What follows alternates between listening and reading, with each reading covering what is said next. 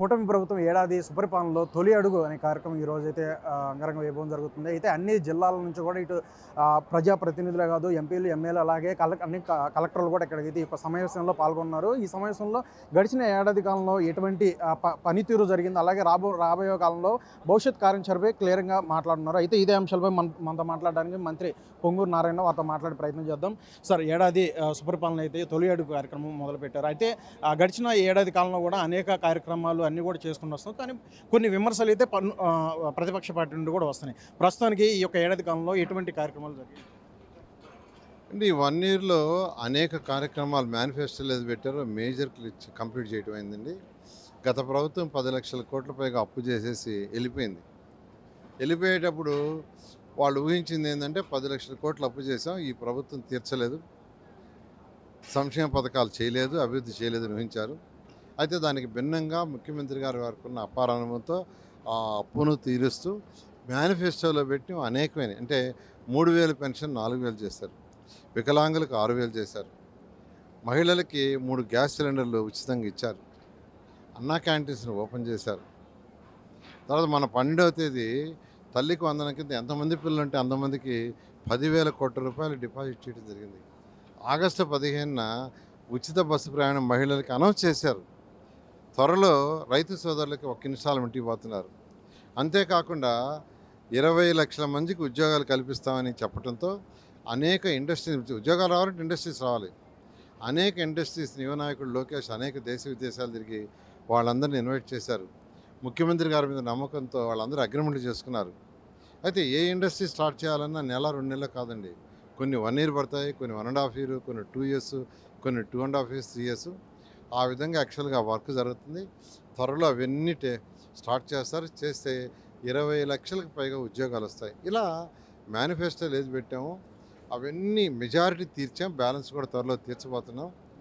దీని ఏదైతే సూపర్ 6 పథకాలు కావచ్చు, ఇచ్చిన ఎన్నికల హామీలు అన్నీ కూడా ఏది నెరవేర్చలేదు అంటూ కూడా, అంటే కీలకంగా ఇటీవల తల్లికి వందనం ఏదైతే రిలీజ్ చేశారో 15,000 అంటూ దాంట్లో 13,000 జమ అయినాయి. 2,000 కూడా మరి మంత్రి నారా లోకేష్ జేబులోకి వెళ్తున్నట్టు కూడా ప్రధానంగా వారైతే విమర్శించడం, ఇటువంటి విమర్శల నేపథ్యంలో మరి కూటమి ప్రభుత్వం ఏ విధంగా అంటే వాళ్ళకి ఇన్ని చేస్తామని ఊహించలే వాళ్ళు. ఈ ప్రభుత్వం చేస్తుంది, ఎన్డీఏ ప్రభుత్వం చేస్తుంది, ముఖ్యమంత్రి గారు ఆధ్వర్యంలో ఊహించలా. ఇవన్నీ జరిగే లోపల దిక్కుముక్కు తెలియటం వాళ్ళకి. ఎందుకంటే వాళ్ళ కళ్ళతో చూస్తున్నారు, చెవులతో వింటున్నారు, ప్రజల దగ్గర ప్రజలు ప్రశాంతంగా ఉన్నారు. దాంతో విమర్శలు చేస్తున్నారు. ఇలాగే విమర్శలు చేస్తూ పోతే ఆ 11 సీట్లు కూడా రేపు రావు. అంటే రాజధాని ప్రధానంగా అమరావతి రాజధాని ఏదైతే ఉందో గడిచిన ఈ యొక్క సంవత్సరం ఏడాదిలో కూడా జంగిల్ క్లియరెన్స్కే అయిపోయింది. ఎక్కడ కూడా పట్టాలు ఎక్కలేదు, ప్రధాని మీద విమర్శ ఉంది. మరి ఈ ఏడాదిలో దానికి సంబంధించి ఇప్పటికే టెండర్లు అన్నీ కూడా పిలిచారు, దాని పనులు కూడా పూర్తయిన మొదలవుతాయి అని అంటున్నారు. అది ఈ ఏడాది కాలంలో ఎటువంటి పనులు మరి రాజధాని అంటే గతంలో అయితే 3 మొక్కలాట అంటూ కూడా వారైన పరిస్థితి ఏం చెప్పదలుచుకున్నారు మీరు?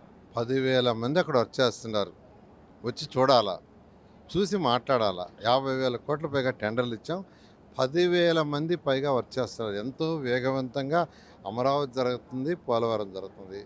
వాళ్ళకి తెలుసు, వాళ్ళు వస్తున్నారు, దొంగతనంగా వస్తున్నారు, చూస్తున్నారు, పోతున్నారు, కానీ ఏదో మాట్లాడాలని అంటున్నారు. ప్రజలు అన్నీ గమనిస్తున్నారు. ఈరోజు రాష్ట్రంలో ఎక్కడికి పోయినా అంటున్నారు, ఇతర రాష్ట్రాలు అంటున్నారు, సార్ ఆ పోలవరం టేకాఫ్ అయింది, అమరావతి టేకాఫ్ అయింది, నిజంగా చాలా చక్కగా జరుగుతుంది, మేము వింటున్నాం, 3 సంవత్సరాలు పూర్తి అయిపోతున్నాయి, నమ్మకం వచ్చిందని ప్రతి ఒక్కరు అంటున్నారు. దానికి వాళ్ళకు కూడా తెలుసు, కానీ వాళ్ళకు ఒక భయం ఏర్పడింది. ఆ పోలవరం కంప్లీట్ అయ్యి అమరావతి అయిపోయి 20 లక్షల ఉద్యోగాలు ఇచ్చి మేనిఫెస్టోలో ఏదైతే చేస్తే మన పరిస్థితి ఏంది, ఈ 11 సీట్లు కాదు కదా, 1 సీటు కూడా రాదనే భయంతో ఏదో ఒకటి బురజాలని చదువుతున్నారు, ప్రజలన్నీ గమనిస్తున్నారు. చెప్పండి, ఈరోజు సమావేశంలో ఎటువంటి కీలకమైన అంశాలు ప్రస్తావనించున్నారు? అంటే ఈ 1 ఇయర్‌లో జరిగిన వాటిని ముఖ్యమంత్రి గారు వివరిస్తారండి. అదేవిధంగా రాబోయే 4 సంవత్సరాలు ఏం చేయాలనేది ఒక దిశానిర్దేశం జరుగుతుంది.